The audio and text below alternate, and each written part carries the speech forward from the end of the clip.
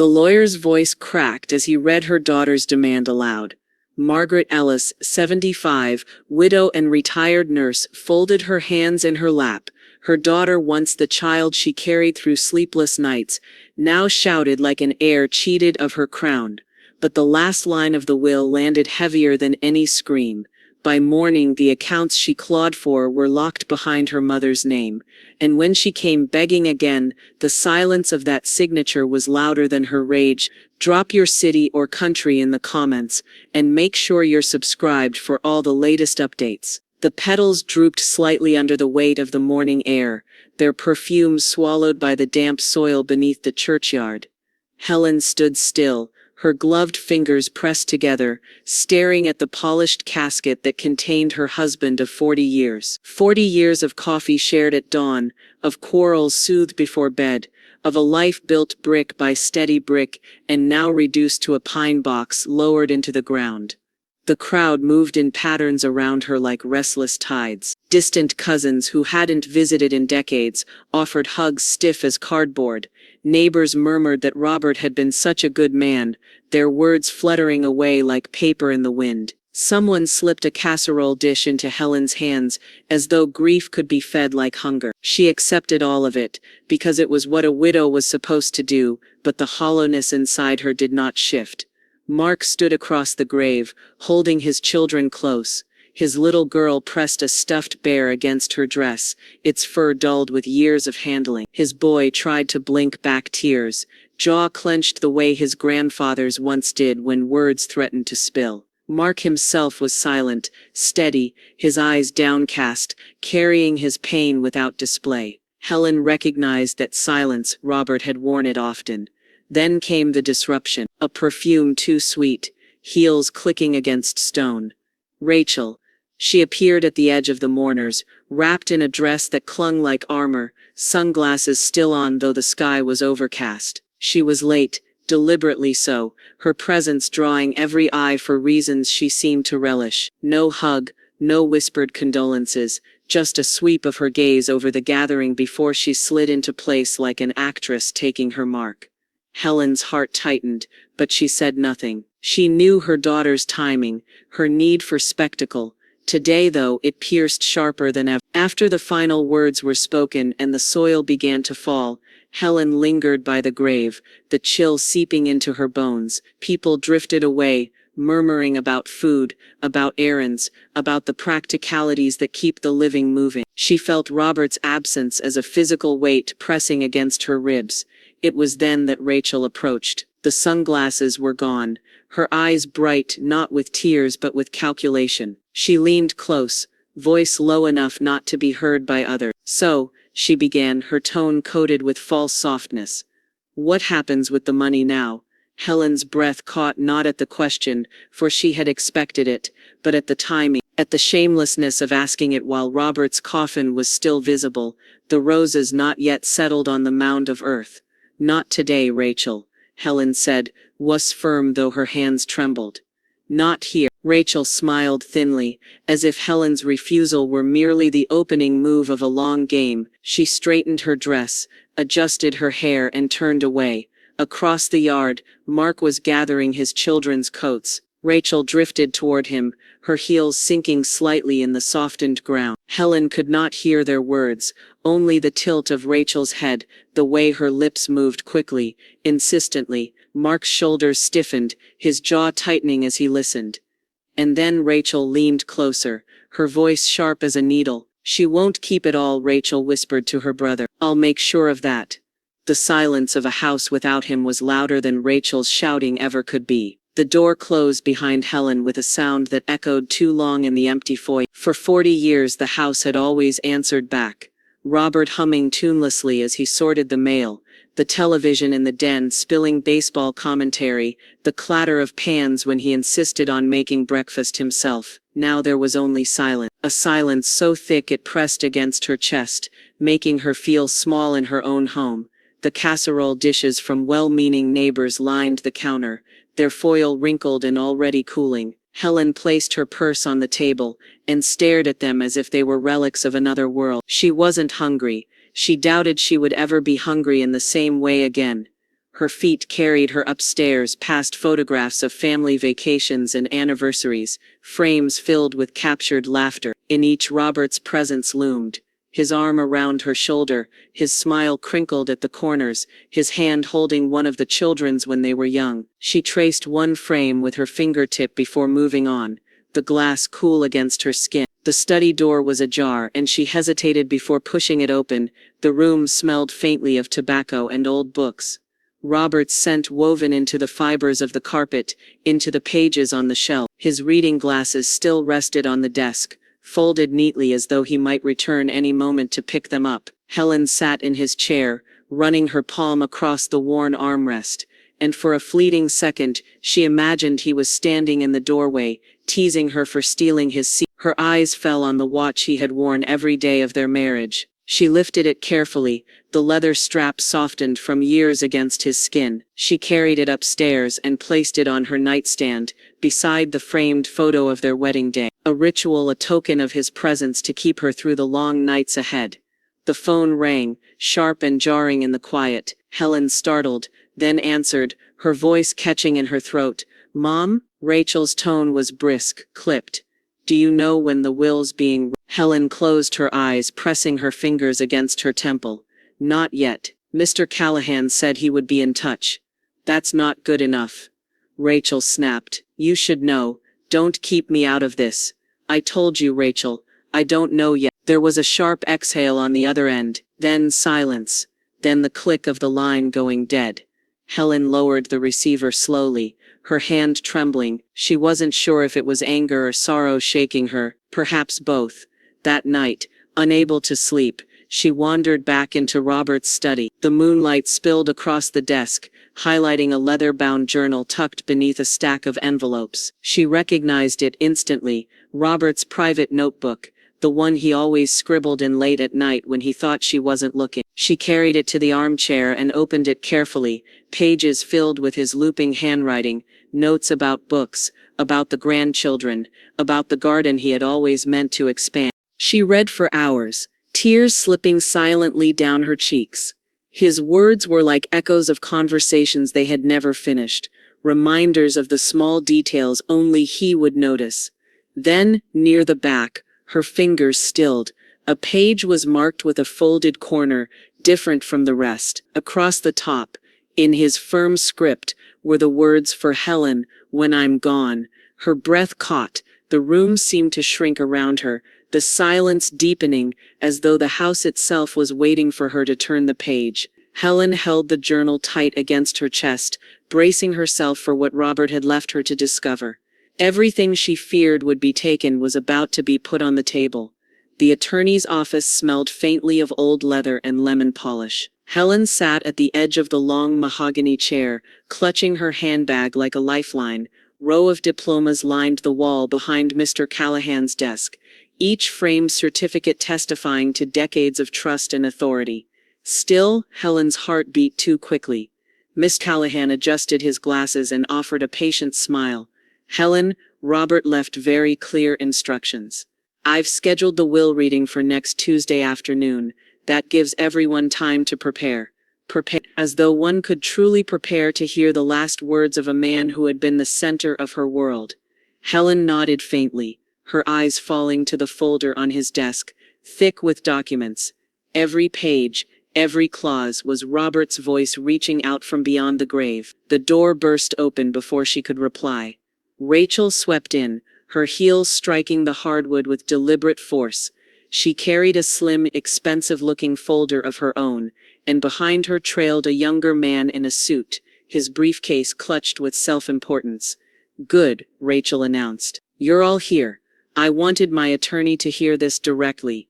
She sank into the chair opposite Helen without a glance at her mother, crossing her legs with a flourish. Her sunglasses, again unnecessary indoors, rested atop her head like a crown. "Rachel," Miss Callahan said with professional calm, "the reading is scheduled for Tuesday. You'll receive a formal notice." "That's fine," she replied quickly. "But I want everything transparent. No tricks. No sudden surprises."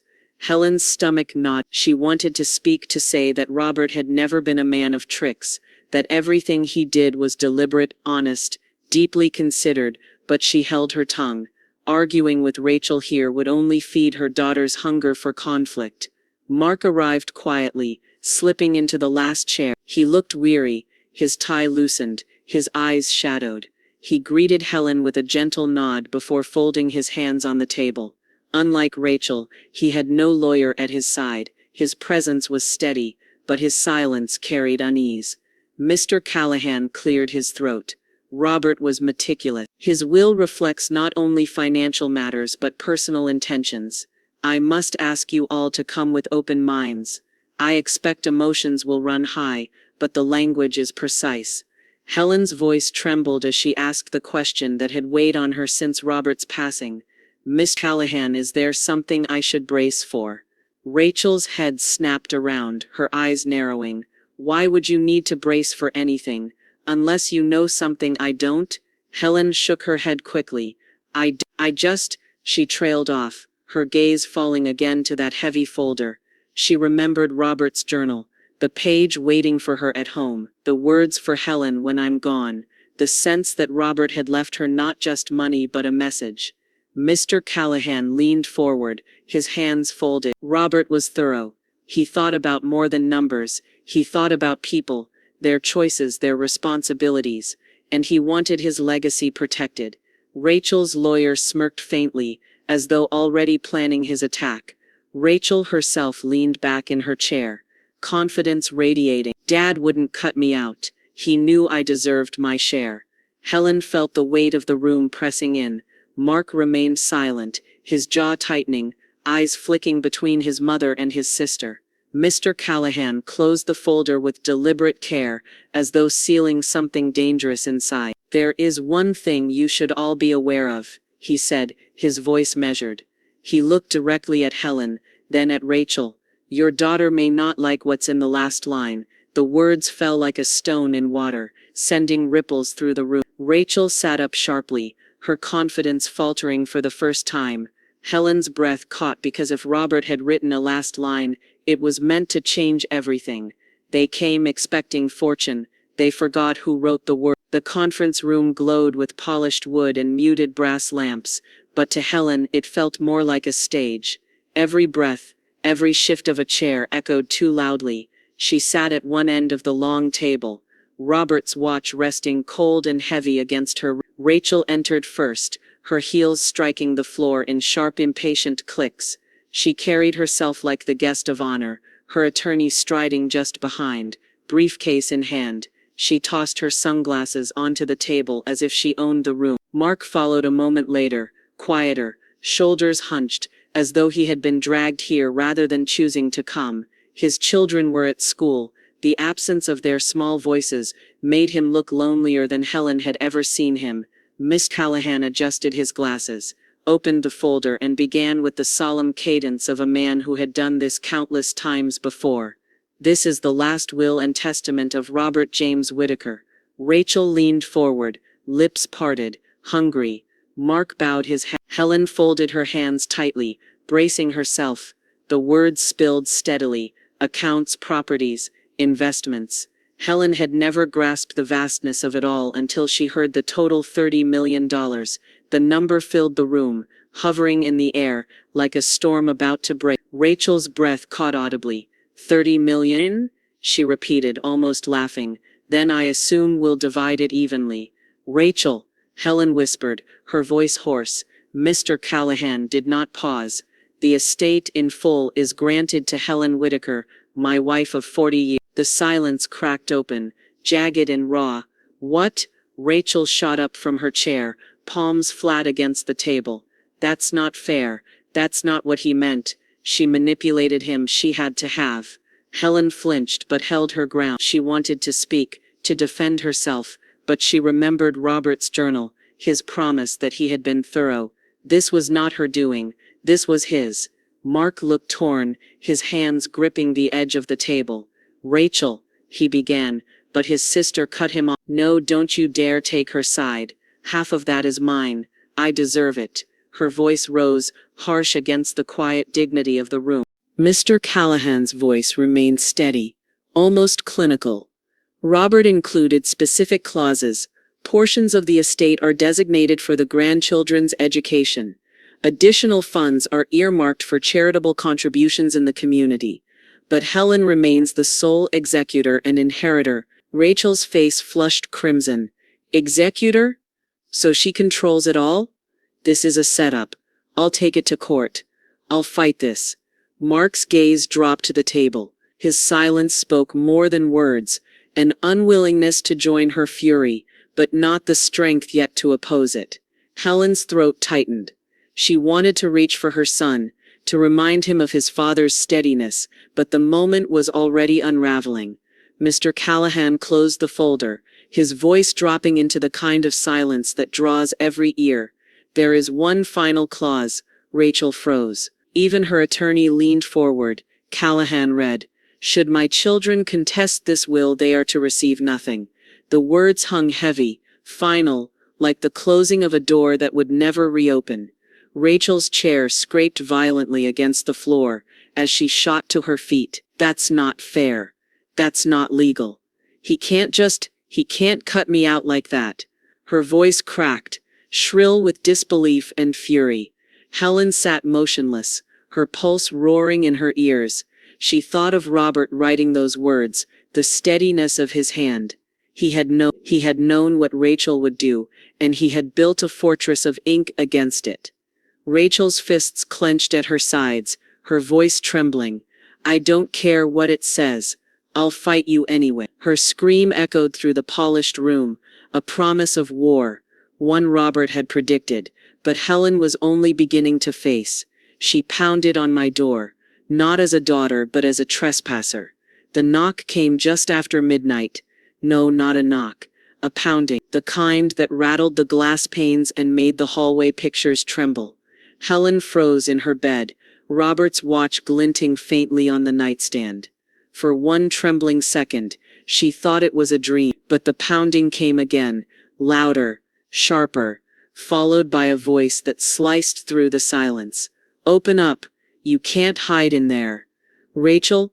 Helen pulled her robe tight and crept down the stairs, her breath shallow. Through the frosted glass of the front door, Rachel's silhouette loomed, shifting and jerking, her fists striking the frame. Porch light caught the sheen of her hair, the wild set of her shoulders. "You think you can steal what's mine?" Rachel shouted, her words muffled by the glass but violent all the same. "Dad wanted me to have it. You manipulated him, you selfish." Helen pressed her back against the wall, clutching Robert's journal against her chest. She couldn't bring herself to open the door. This wasn't her daughter, not the Rachel she remembered as a child, with scraped knees and a laugh like bells. This was something else, something twisted by entitlement and rage. "I'll tear this house apart if I have to." Rachel's fist hammered again. Neighbors' porch lights flickered on down the street, silhouettes appearing in curtained windows. A dog barked in the distance. The whole neighborhood was waking to her daughter's fury. Helen whispered into the darkness, her voice cracking, "Please, Rachel, not like this." But she didn't turn the lock. She couldn't. The pounding ceased for a moment. Then Rachel's voice came lower, closer, almost coaxing. "You can't keep it all, Mom. You don't even know what to do with it. Just give me what's mine, and this ends." Tears burned Helen's eyes. She wanted to reach across that door, to touch her daughter's cheek, to remind her that love once bound them tighter than money ever could. But she knew if she opened that door, she would be surrendering more than inheritance. She would be surrendering her dignity, her peace, The pounding resumed, harder this time, until the glass shivered. "You're going to regret this." Rachel screamed, her voice ragged now, almost unhinged. A light flared brighter across the street. A neighbor had stepped outside, phone pressed to his ear. Within minutes, the distant wail of sirens began to cut through the night. Rachel's figure stiffened. She turned once, as though searching for Helen's face behind the glass, then bolted down the steps and into the shadows. By the time the patrol car arrived, only the echo of her footsteps remained. The officer asked questions. Helen answered numbly, assuring him she was safe. When the house grew quiet again, She returned to her study, Robert's journal still clutched in her hand. She opened it to the page he had marked for her, tracing the words she still hadn't found courage to read. Her phone buzzed on the table. A message from Mark. "I'm so sorry about tonight. I don't agree with her. I never will." Helen's chest tightened, a flicker of solace warming the hollow ache. She picked up her pen and opened her own journal, the pages waiting, blank and patient. Her hand shook, but she wrote anyway, the words scratching into permanence. "Blood is not always family. Sometimes family is what remains when the storm has passed." The ink bled slightly, a shadow against the paper, as though Robert himself were pressing the words deeper. The next morning, a letter slid through the mail slot, legal paper crisp and cold. Rachel had filed to contest the will. The ink on her petition might as well have been written in venom. The envelope lay on Helen's dining table, its crisp edges too sharp against the faded lace runner. She had known it was coming. The storm at her door had only been the prelude. Still, her hands trembled as she slid a knife under the seal. The papers spilled out in stiff legal weight. Rachel's handwriting scrawled on the attached petition. "Contest of will.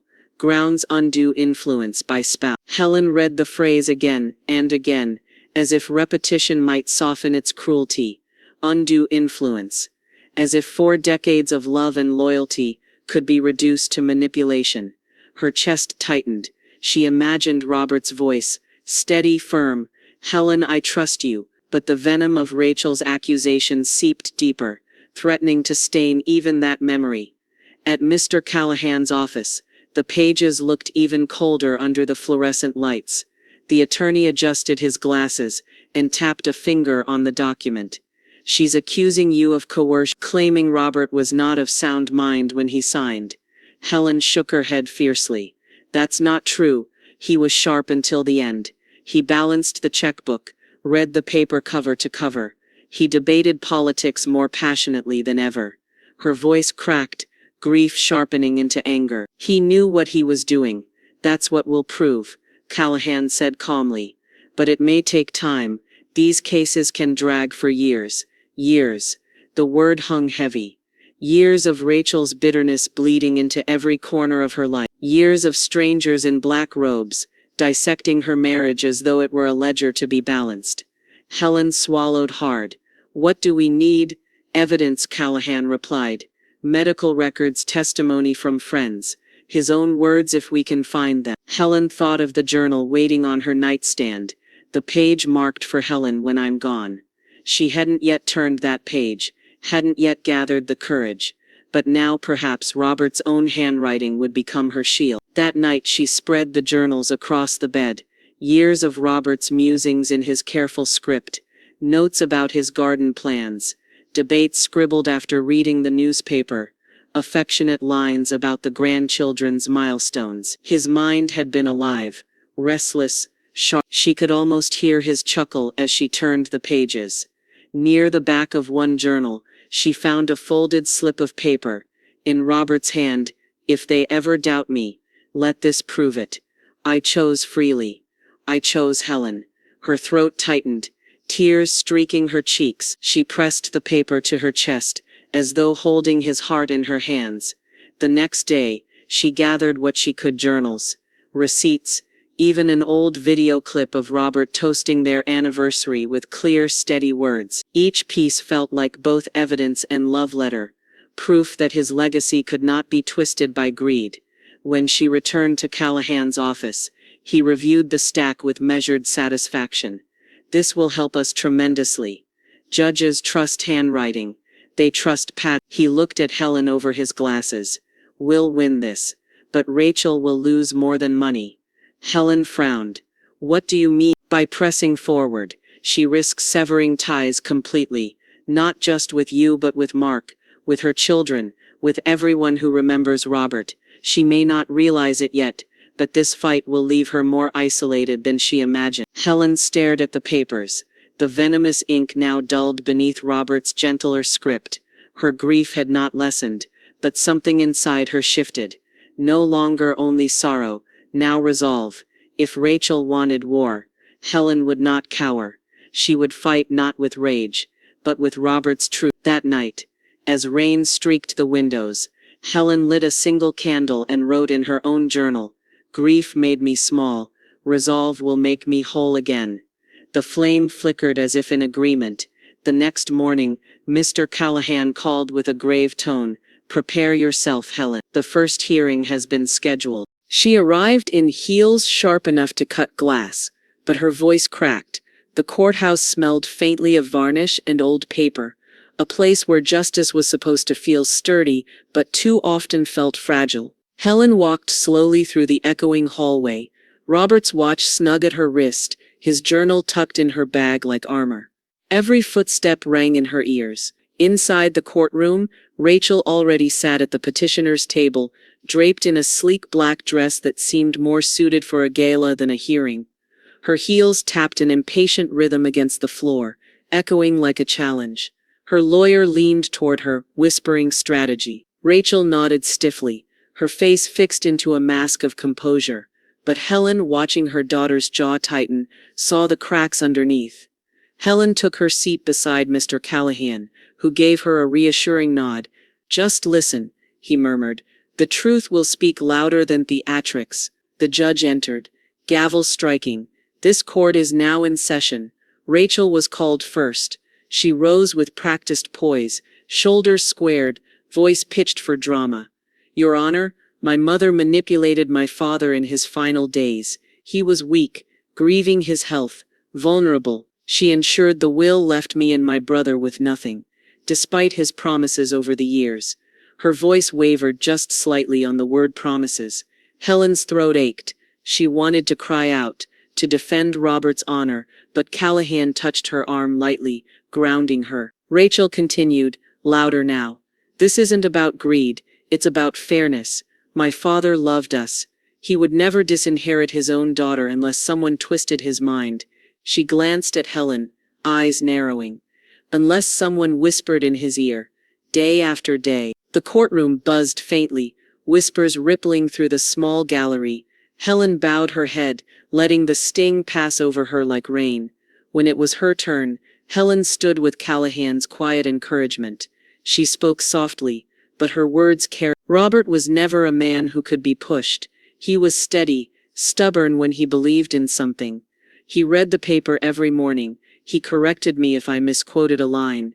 He was not confused. He was deliberate. Callahan rose then, presenting Robert's journals, medical records, even a video clip of his anniversary toast.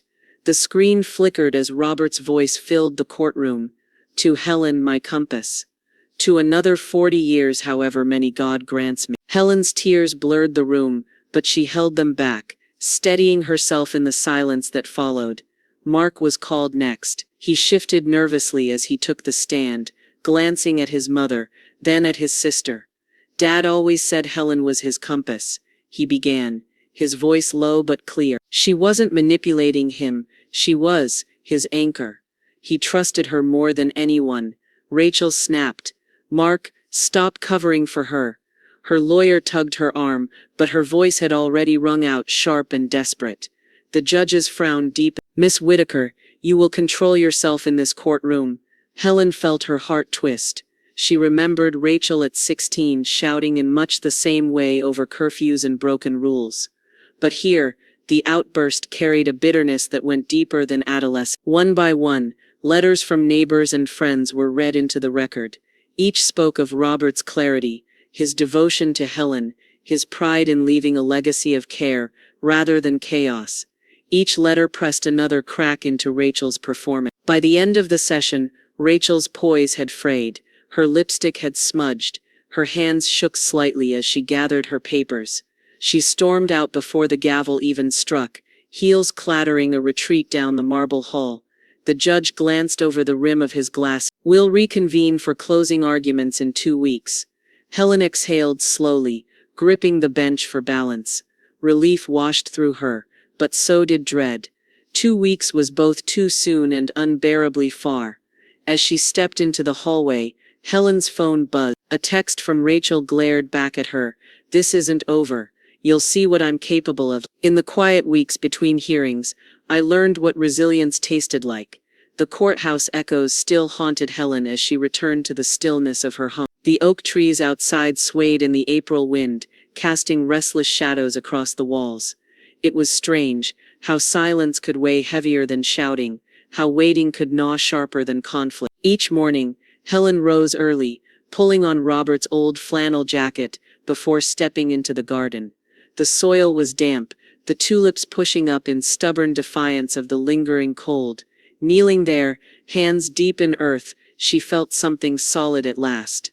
Resilience was not loud. It grew slowly, quietly, like roots beneath frost. Neighbors began to stop by, an apple pie left at her doorstep, a quick hug in the driveway, small words of encouragement, tucked into folded notes. The church community brought casseroles, sat with her in pews, reminded her she wasn't entirely alone. Helen accepted it all with gratitude, though she carried the ache privately. One afternoon, she attended a gathering of widows at the local community center. The room smelled of coffee and vanilla wafers, voices rising and falling in shared grief. A woman named Margaret leaned across the table, eyes soft with understanding. "They always fight over what's left," she said, squeezing Helen's hand. "But you're not fighting for money, you're fighting for memory. That matters more than they know." Helen swallowed back tears, the truth of it striking deeper than she expected. For the first time in weeks, she felt less like a defendant in Rachel's war, and more like a guardian of Robert's legacy. Meanwhile, Rachel's world unfolded in sharp contrast. Her social media feeds turned venomous. Posts railing against her mother, cryptic accusations of betrayal, endless photos of wine glasses half empty. Friends who once commented with support began to fall silent. A few posted back, gently questioning her bitterness. The isolation grew public, humiliating. Mark, by contrast, began to visit Helen more often. At first, only brief stops, dropping off groceries, checking. But soon he lingered, sitting at the kitchen table with coffee, watching the light fade across the yard. His children came too, their laughter spilling into the house like sunlight. Helen hadn't realized she'd been missed. They drew chalk hearts on the driveway, begged for her cookies, left behind backpacks that made the hallway feel alive again. One evening, as Mark fixed a loose shutter on the porch, he paused, wiping sweat from his brow. "Mom," he said softly, "Dad always told me the money wasn't the point. It was what you'd do with it. He trusted you to know." Helen touched the railing, her fingers brushing the wood Robert had once painted. "I just hope I can live up to that trust," she whispered. That night she sat at her desk and began to sketch plans. Not grandiose, not extravagant, just ideas. A scholarship for local students, funding for the library Robert had loved, a trust for the grandchildren's futures. The thought steadied her heart. If Rachel's anger was about taking, then Helen's purpose would be about giving. But peace never lingered long. One evening, while Helen was trimming roses by the mailbox, she saw Rachel across town. The sight came like a blow. Rachel leaning against a bar's neon-lit entrance, whispering urgently to two men with hard eyes and leather jackets. One of them handed her a slip of paper. Rachel stuffed it into her purse, her laughter brittle and forced. Helen froze, pruning shears trembling in her hand. Her daughter's world wasn't just angry Facebook posts and late-night outbursts. It was darker, more dangerous. That night, Helen couldn't sleep. She lay awake, staring at the ceiling fan, Robert's watch ticking faintly beside her. For all the casseroles, the church hymns, the children's laughter, a shadow had entered the waiting. The phone rang just before dawn. Miss Callahan's voice was grim. "Helen, new evidence has surfaced. Rachel's debts run deeper than we thought. She wanted millions. Now she couldn't cover her own rent." The second hearing opened with the same ritual: judge's gavel, papers shuffled, voices echoing against polished wood. But this time, something had shifted. Helen could sense it in the stiffness of Rachel's shoulders, in the way her lawyer avoided eye contact as he arranged his files. Mr. Callahan leaned toward Helen, whispering, "We have new evidence." His tone was calm, but his eyes carried the weight of what was about to unfold. Rachel took the stand again. Her voice sharpened to a point. She railed about betrayal, about promises broken, about a mother who had robbed her of her rightful life. but the edge in her performance rang hollow, like a cracked bell. Then, Callahan rose. His presence seemed taller than the room itself. "Your Honor, with permission, I present Exhibit D." A thick packet of bank records and signed statements was handed to the judge. The gallery leaned forward. Even Helen's breath caught. "Miss Whitaker," Callahan began, voice steady, "are you aware of your outstanding debts?" Rachel stiffened. "That's irrelevant. Answer the question," the judge interrupted. Rachel's lawyer shifted uncomfortably. "My client's finances are private." Callahan cut him off with surgical precision. "When those finances are the motive for contesting a $30 million estate, they are not private. They are central." Gasps whispered through the courtroom as Callahan laid it bare. Maxed out credit cards, defaulted loans, casino transactions in staggering amounts. The numbers told a story louder than any accusation. Rachel wasn't fighting for fairness. She was drowning, clawing for a lifeline of cash. Helen's chest tightened, grief sharpening into something colder. Robert had been right. He had seen this coming. Rachel tried to retort, but her voice cracked, trembling. This is character assassination. My debts are temporary. Everyone has financial setbacks." But Callahan was relentless. "Loan sharks, Miss Whitaker. Regular transfers to gambling accounts. Payments missed for months on end." He flipped to another page. "And eviction notices. Not once but twice. Is this the stability you accuse your mother of robbing you of?" The gallery murmured again, a low tide of shock and disapproval. Even Mark shifted in his seat, eyes lowered in shame. Rachel's mask shattered. Her hands shook visibly now, her face flushed with fury and fear. "You don't understand. That money was supposed to save me. Dad owed me that much after everything." "Enough," the judge barked, slamming his gavel. His gaze swept the room, heavy with authority. "This court is not a place for entitlement. It is a place for truth." The silence that followed was suffocating. Finally, the judge leaned forward. "Based on the evidence, the will stands. Robert Whitaker's intent is clear, and the clause against contestation is valid. This petition is dismissed." The gavel struck again, and with it Rachel's last thread of inheritance was severed. Helen closed her eyes. Relief washed over her. Bittersweet and heavy. She felt Robert's hand in this, steady and protective even from beyond the grave. Beside her, Mark reached for her hand. His voice cracked as he whispered, "Dad protected you." But across the room, Rachel sat frozen, her body stiff, her expression unreadable. For one terrifying moment, Helen thought her daughter might erupt again, unleash another Instead, Rachel stood abruptly, her chair screeching across the floor, and fled the courtroom. The day bled into evening. Helen sat by the window at home, the journals spread before her, the children's chalk hearts still faint on the driveway. She tried to imagine Rachel calming down, calling tomorrow with an apology, but the image dissolved. The phone rang at 2 a.m. Helen jolted awake, fumbling for the receiver. Mark's voice came through, ragged, panicked. "She left them. Mom," he whispered. "Rachel left the kids on my doorstep. No note. Nothing." Helen's breath caught, her heart lurching into her throat. Through the crackling phone line, Helen heard a child crying softly in the background. Abandoned, bewildered, waiting for someone to claim them. "They looked at me not as a grandmother, but as a shelter." The knock on Helen's door was not frantic this time, not fists pounding in anger, but smaller, hesitant, almost timid. When she opened it, the porch light fell on Mark, his eyes bloodshot, his shoulders slumped, and behind him, two small figures clutching backpacks. "They were just there," Mark whispered, his voice breaking. "She dropped them and left. I don't know where she went." Helen's heart clenched as the children looked up at her. Their eyes were wide, shadows of fear hollowing their young faces. Rachel's daughter clutched a worn stuffed rabbit, its ear frayed. The boy's shoes were untied, his fists clenched around nothing at all. Helen knelt, her robe pooling around her, and opened her arms. The little girl stepped forward first, then the boy, pressing into her warmth as though they had been holding their breath for hours.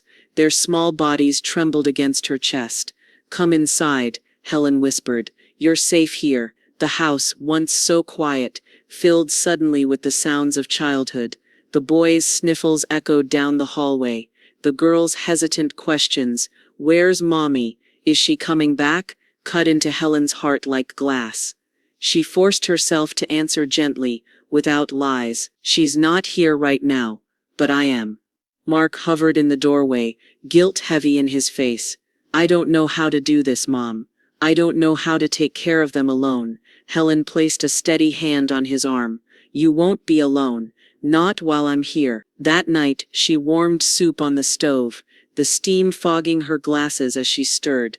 The children sat at the kitchen table, their shoulders hunched, watching her with silent trust. When she set the bowls before them, they ate slowly at first, then faster, as though remembering hunger had a cure. Later, she gathered blankets and spread them across the living room floor.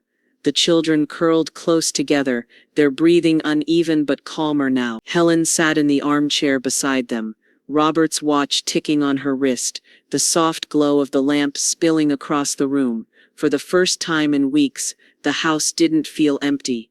In the morning, sunlight streamed through the curtains, and the boy tugged on Helen's sleeve. "Grandma," he whispered, eyes wide, "can we stay here today?" Helen smiled through tears.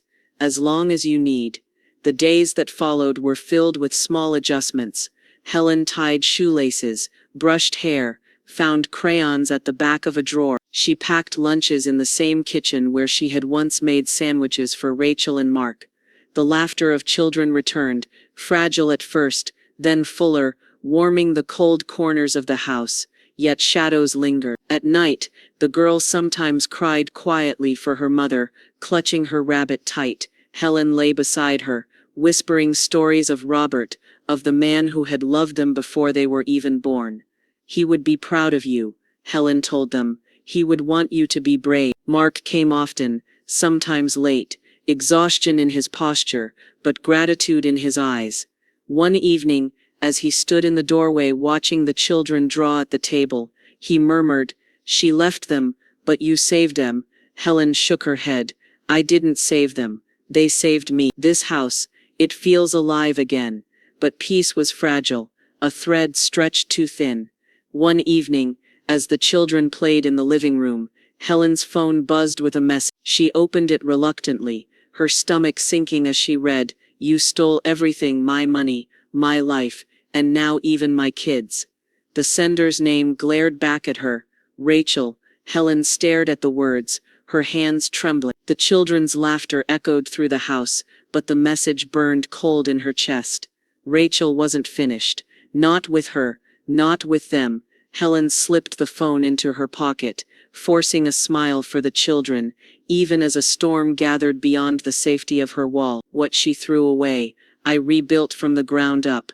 The mornings were no longer silent. Instead of the echo of grief, Helen woke to the sound of small feet padding across hardwood floors, the clatter of cereal bowls, the bubbling laughter of children rediscovering joy. The house that had once been a mausoleum of Robert's absence, now thrummed with life. Helen found herself moving with a new rhythm, packing lunches, tying shoelaces, helping with homework at the kitchen table. Each task carried its own quiet reward. The boy, once withdrawn, now left little drawings on her nightstand, stick figures of Grandpa and Grandma holding hands beneath a tree. The girl began to hum softly while brushing her hair, the stuffed rabbit still in her grip, but her eyes brighter than before. Mark pitched in whenever he could, though his exhaustion was visible. On weekends, he rolled up his sleeves and repaired the gutters, painted the shutters, mowed the overgrown lawn. Together, mother and son worked side by side, the silence between them no longer strained but companionable, as if grief itself had softened into understanding. One Saturday afternoon, Helen took the children to the library. She watched their eyes widen as they roamed through shelves of stories waiting to be discovered. When the librarian smiled knowingly at Helen, she felt something stir inside her. Later that night, she pulled out her notebook and wrote a plan, simple but powerful, a wing in Robert's honor, a place for children to grow in the light of knowledge. "This," she whispered to his journal, "is what we'll build together." At the Widows' Support Group, Helen began sharing her journey. She spoke not just of loss, but of survival, of learning that family could be fractured, yet reborn. Women leaned closer, nodding through tears. One said softly, "You give us hope, that maybe we can rise again too." The grandchildren's presence stitched her life back together, piece by piece. Dinners became celebrations, even if it was just pizza on paper plates. Helen found herself laughing, really laughing at the boys' terrible knock-knock jokes, at the girls' dramatic reenactments of fairy tales. Every chuckle felt like defiance against the grief that once threatened to consume her, but shadows were never far. Rachel lingered on the edges of their new world like a ghost unwilling to release its hold. Letters arrived, angry, bitter, demanding. One evening, as Helen tucked the children into bed, she found the girl clutching a crumpled note slipped into her backpack at school. The handwriting was unmistakable. "You'll see me soon. Don't let her turn you against me." Helen's chest tightened, but she hid the note in her pocket. She kissed the girl's forehead, whispering, "You are loved. That's what matters most."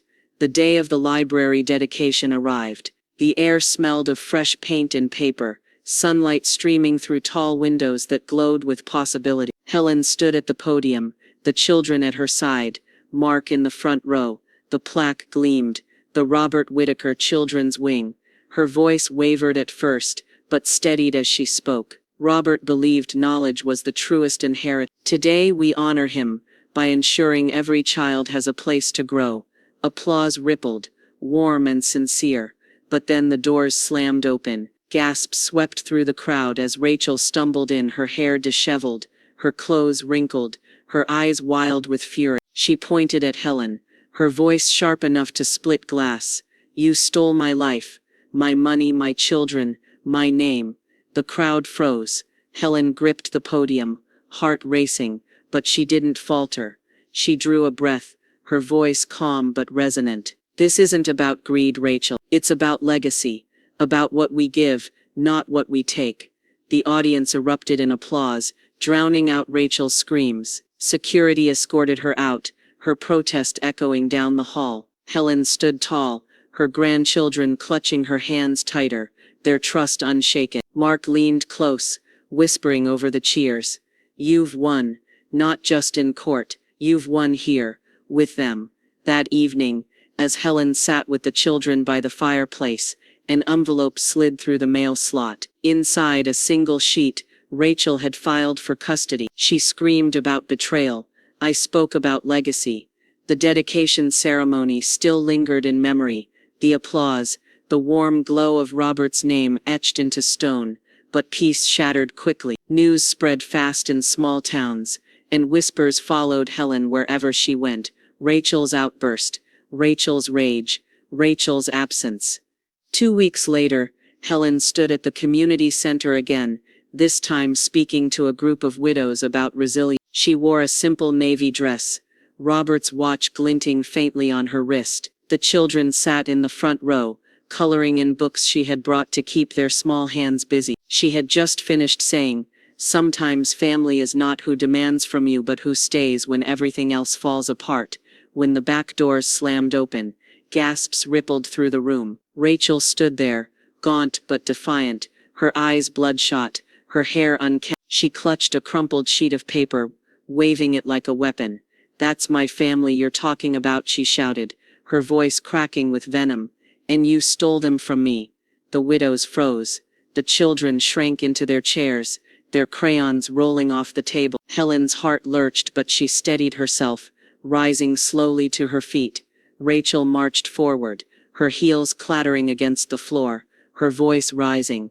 "First the money, now my kids. You think you can erase me, Mother? You think this charade makes you the same?" Helen didn't raise her voice. Instead, she stepped closer to the podium, her presence commanding in its calmness. "Rachel," she said softly but firmly, "this isn't about erasing you, it's about protecting them, about honoring Robert's memory, about giving instead of taking." Rachel laughed bitterly, throwing her arms wide. "Giving? You gave me nothing. You've poisoned Mark against me, stolen my children, stolen my life." The room buzzed with whispers, women shifting uncomfortably, but Helen refused to falter. She placed her hand gently on the podium, the wood cool beneath her palm, and turned toward the audience.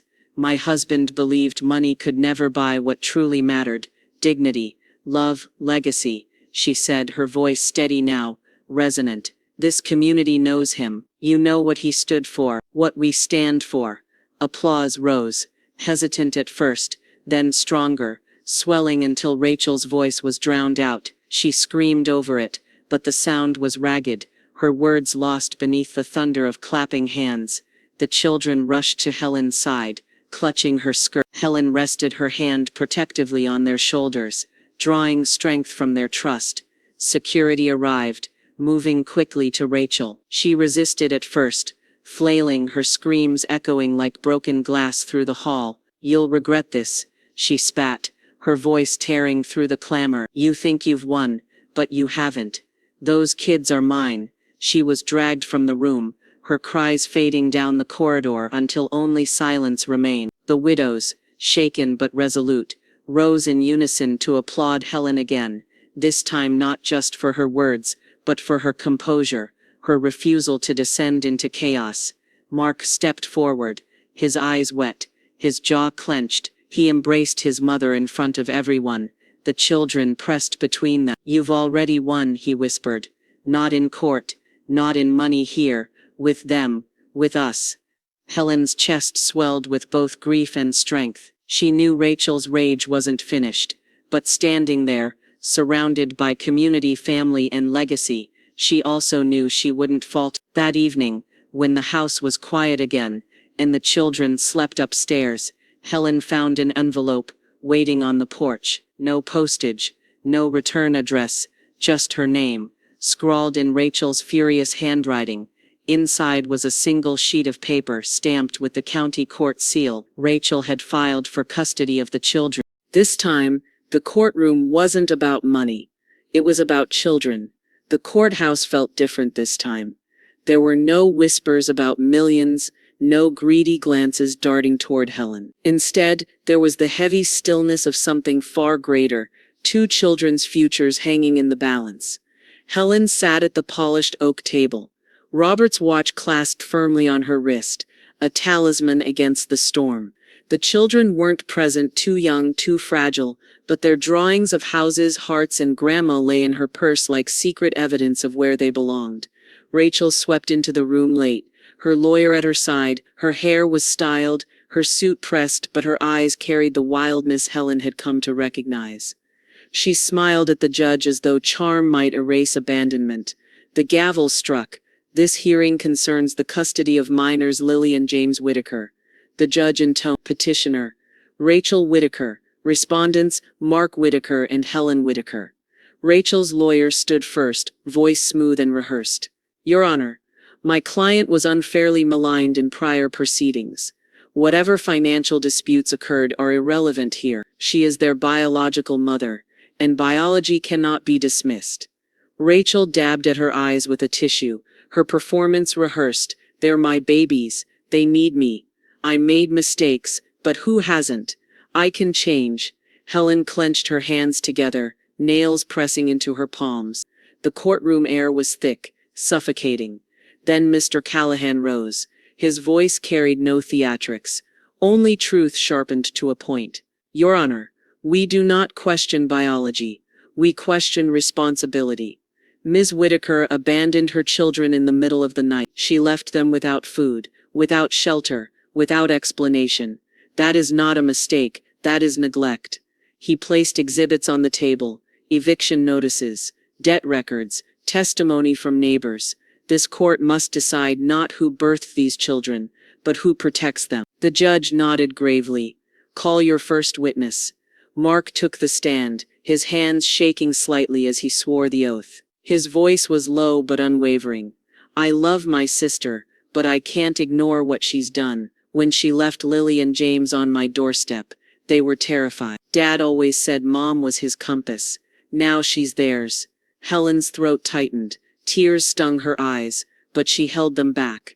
Next came letters from teachers, describing how the children had begun thriving under Helen's care. Neighbors testified to Rachel's absence, to her nights at bars, to her rages echoing down the street. Even the children's pediatrician submitted a statement. They were healthier, calmer, since living with Helen.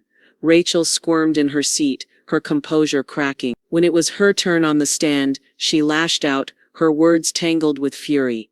They brainwashed my kids. My own mother turned them against me. She's old, she'll die soon. Then what? They'll be orphans again. The judge's gavel slammed. Ms. Whitaker, control yourself. But Rachel couldn't stop.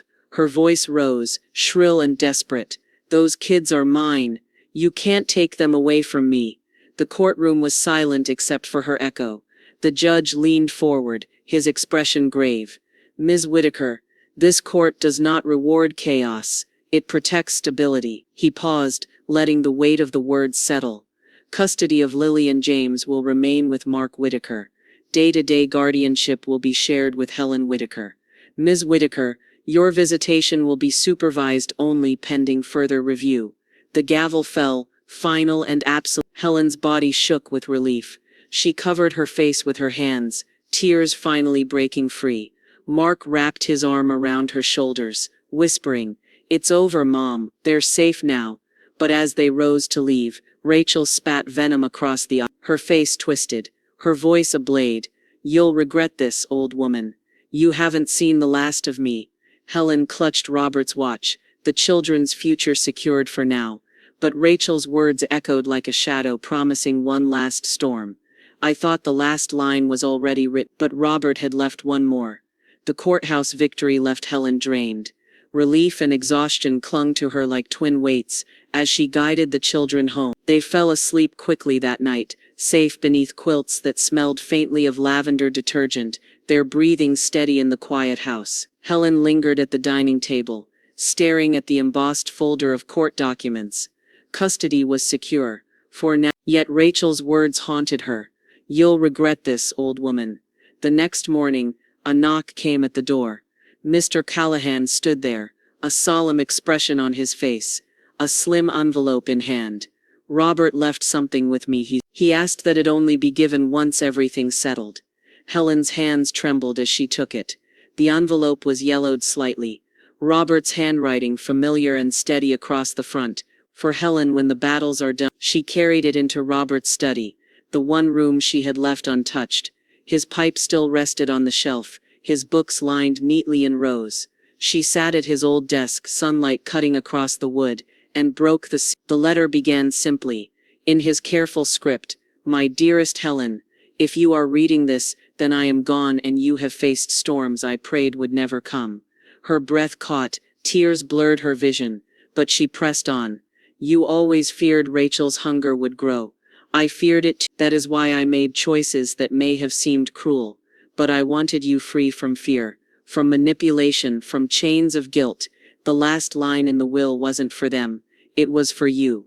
Helen pressed the page to her lips, her heart aching. "Live, Helen. Spend, love. Take the years I could not, and fill them with light. Do not clutch the inheritance in fear. Use it as a weapon for good, as a shield for those who cannot stand alone. And know this, I trusted no one more than you to carry our family forward." By the time she finished, tears soaked the page. She closed her eyes and could almost hear Robert's voice, calm and firm, the way it had guided her through every storm. The children stirred in the next room, their laughter soon echoing through the halls. Helen rose, the letter still in her hands, and made a decision. The following weeks became a blur of purposeful action. She met with Callahan to set up trust funds for the children's education, security, futures untainted by Rachel's recklessness. She reached out to charities Robert once admired, pledging donations in both their names. At church, she organized food drives, quietly funding them from the fortune Rachel had once screamed about. And slowly she began to live again. She bought herself a new pair of gardening gloves, planted tulips Robert had loved, and found joy in dirt under her fingernails. She hosted small dinners with neighbors, laughter replacing silence at the table. Each choice was guided by Robert's words, "Live, spend, love." But Rachel's shadow lingered. She vanished from court records, disappeared from her last known address. Rumors whispered of debts unpaid, of nights spent drifting from one stranger's couch to another. Yet she did not return for the children. Not once. One crisp autumn morning, Helen stood with Mark at the attorney's office again. Callahan slid another document across the desk. The formal adoption papers. Given her abandonment, he said, this is the cleanest path forward. If you wish, Helen, you can be more than their grandmother. You can be their mother. Helen looked at Mark, whose eyes brimmed with gratitude. Then she thought of Robert's last line, the legacy he had placed in her hands. She signed the papers slowly, her pen steady. That evening the children climbed into her lap, arms wrapping tightly around her neck. The girl whispered, "Good night, Mom." The words sank into Helen's heart, not as a replacement for Rachel, but as a truth born of love stronger than blood. Helen closed Robert's letter one last time, her tears falling not from grief, but from gratitude, for the man who had written her future with one final line. They thought money would divide us, but love rewrote the will. Snow fell soft and steady over the Illinois suburbs, dusting rooftops in white and blanketing lawns with silence. Inside Helen's home, though, the air was anything but quiet. The scent of cinnamon and cloves drifted from the kitchen, mingling with the sound of children's laughter and the faint crackle of a fire. It was Christmas Eve, the first since Robert's passing that didn't ache with emptiness. The tree stood tall in the living room, its branches heavy with ornaments collected over 40 years, some chipped, some handmade, some chosen together in quiet moments of joy. Helen had added new ones this year, a star painted by her granddaughter, a crooked snowman crafted by her grandson. They hung alongside Robert's favorites, a mingling of past and future. Mark carried in wood for the fire, his cheeks flushed from the cold. "You've outdone yourself, Mom," he said, glancing at the stockings hung neatly on the mantel. 5 in total now, his own, the children, and one more, embroidered simply Robert. Helen smiled faintly, touching the old watch resting on the mantel beside it. "He's still here," she whispered. The children dashed around the living room, their excitement bubbling over. They tore open small gifts, a puzzle, a new scarf, a set of crayons, and shrieked with delight as though each was a treasure. Their laughter filled the space that had once echoed with silence. After dinner, Helen gathered everyone in the living room. She read aloud from Robert's favorite Christmas book, her voice steady, her heart full. The children nestled against her, their eyes heavy with sleep, but their smiles unshaken. Mark sat nearby, his gaze soft, his gratitude unspoken but clear. When the story ended, the boy looked up at her and said, "Grandma, Mom, can we put cookies out for Santa?" The name slipped from his lips naturally now, and Helen's heart swelled. She nodded, fighting tears as the children raced to the kitchen. Later, when they were finally asleep, Helen and Mark sat by the fire. The only sound was the crackle of wood and the occasional hiss of melting snow outside. Mark lifted his glass of cider, raising it toward the mantel. "To Dad," he said, "for knowing how to protect us, even when he wasn't here anymore." Helen lifted hers too, her voice quiet but steady. "To Robert, for writing not just a will, but a legacy." They clinked glasses, the sound small but resonant. As midnight neared, Helen found herself alone in the glow of the tree. She gazed at the stockings, at the watch, at the faces in framed photographs. For the first time since Robert's death, she felt peace, not because the grief had vanished, but because love had reshaped it into something livable. She opened her journal, the one she had started after the funeral. Her pen moved slowly, but the words came clear. The last line wasn't about money, it was about family that stayed. And tonight we stayed. We built something new from the ashes of what we lost. We loved louder than the storms. And in that Robert lives on. She closed the book, slid it beside Robert's old journal, and smiled. Upstairs, the children stirred in their dreams, their small voices mumbling in sleep. Helen whispered into the quiet room, as though Robert were still listening. "Merry Christmas, my love. We made it." The fire dimmed, the snow kept falling, and for the first time in years, Helen felt the house was truly home again.